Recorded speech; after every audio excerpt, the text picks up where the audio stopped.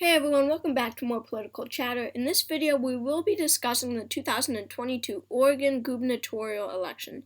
So this was a race where earlier in this year and 2021, we were not really expecting to look closely at this race. Even when Biden's approval ratings and Democrats' approval ratings dropped significantly in late 2021, mid to late 2021, we really weren't expecting this race to be all that competitive. We were expecting the Democrat to win, as the incumbent governor, Kate Brown, a Democrat, is very popular, and she is. But when it came out that she's not running again, then we saw some interest in this race. But still, with Kate Brown being a very popular Democratic governor, we were expecting Democrats to pretty easily win this race. So, in this race, in the Oregon gubernatorial election, it's a bit interesting because we have a three-way race. We have Tina Kotek, who has been nominated by the Democratic Party. We have Christine Drazan, who, we have Christine Drazan, who has been nominated by the Republican Party, and we have Betsy Johnson, an independent, running for governor. And Betsy Johnson running really stirs up this race a lot. It's not necessarily just splitting the Democratic vote, because Betsy Johnson does lean more to the left. She is just messing with this race every which way, stealing votes from Kotek and a lot of moderate Republicans who are supporting Drazan. And she is appealing to a lot of people who are upset with the current two-party system. She has been endorsed by the Forward Party. All Forwardists will be voting for Betsy Johnson in November, who are in Oregon. And, a lot of people who are upset with the current political system and how big things rarely ever get done, a lot of those people will be voting for Betsy Johnson. Both of those people come from the Kotek and Drazan camps. So let's take a look at this race. So as I said, it is competitive because because of Betsy Johnson. And Tina Kotek has proved to be not a great candidate at all. She has not been, she has not performed well in the polls. She is not extremely popular as a candidate, and Drazan actually is proving to be fairly popular as a candidate. So let's just take a quick look, and we actually don't need to go down here very much. But, we actually should for polling. I don't like to use polling a bunch for my predictions. But as you can see, a Clout research group, which I've never heard of, actually shows Drazan up by 1, and Signal, which is sponsored by the Oregon Republican Party, also has Drazan up by 1. The most recent poll was an independent poll that showed Kotek up by 11 points, which I highly doubt. And Nelson Research, that's a Republican, but all three of the independent polls, GC Strategy Group, shows Kotek up by a lot. I really don't think that we should trust these, because these are just out of the realm of consideration. 18 to 23 is somewhat reasonable, but 24 to 34, 23 to 33, this race will not be a 10-point race, I can guarantee you. My current prediction is a lean margin, and I will get to who I think will win coming up. If we're looking at Betsy Johnson, she's not leading in any of the polls, so I really don't see her having any sort of shot. However, she's at 30, 24, 21, kind of went up and then went down. So that is where we are right now in terms of polling. So let's take a look at Oregon's history if we are analyzing this race. 2020, it went to Biden by 16%. All right?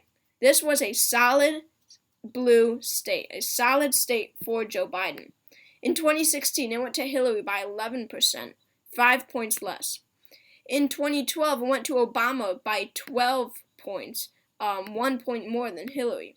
In 2008, it went to Obama by 16, the same margin that went to Biden. In 2004, it only went to Kerry by 4.2%. And in 2000, it went to Gore by 0.4%, a tilt margin win for him, but it still went Democratic. Even in 2000, when George W. Bush won, And in 2004, when George W. Bush won, it still went to the Democrats, even then. In 1996, it went to Clinton by 8%. In 92, it went to him by 10. Even in 1988, when George H.W. Bush, in a landslide with 426 electoral votes, Mike Dukakis was able to win Oregon by 4.7%. The last time the state of Oregon went Republican in a presidential election was 1984, where Ronald Reagan won 525 of the 538 electoral votes. That was the last time. We went to Reagan by 12%. And anyway, and if we're looking on the gubernatorial level, we are seeing very similar results. 2018, Oregon goes to the Democrats. 2016, it goes to the Democrats. 2014, it goes to the Democrats. 2010, it goes to the Democrats by a smaller margin now. In 2006, it goes to the Democrats. In 2002, it goes to the Democrats. In 1998, it goes to the Democrats. In 94, it goes to the Democrats. In 90, it goes to the Democrats.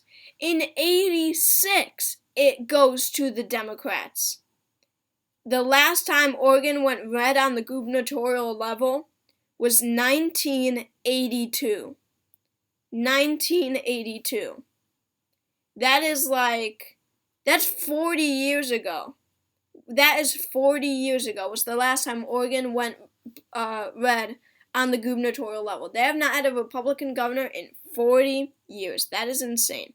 Look at how much this is like nothing like our current map too, but Oregon has stayed the same. Well, Wyoming and Arizona and Ohio are electing Republican governors by a safe margin.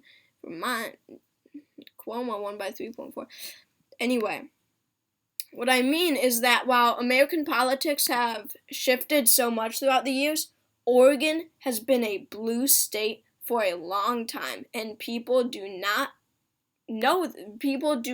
even realize that at all, how blue Oregon has been for so many years. So this could be the first time that they elect a Republican governor.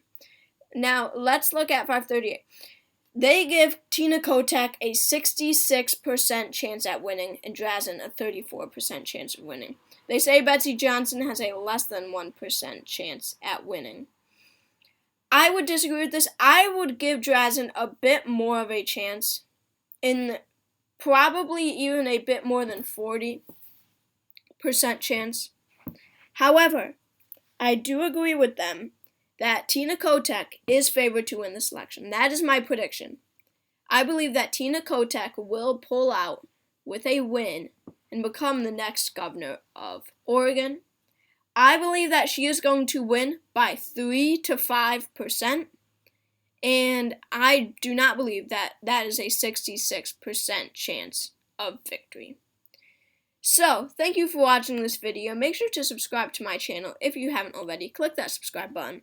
Comment video ideas down below, and I hope to see you all next time. Thanks again.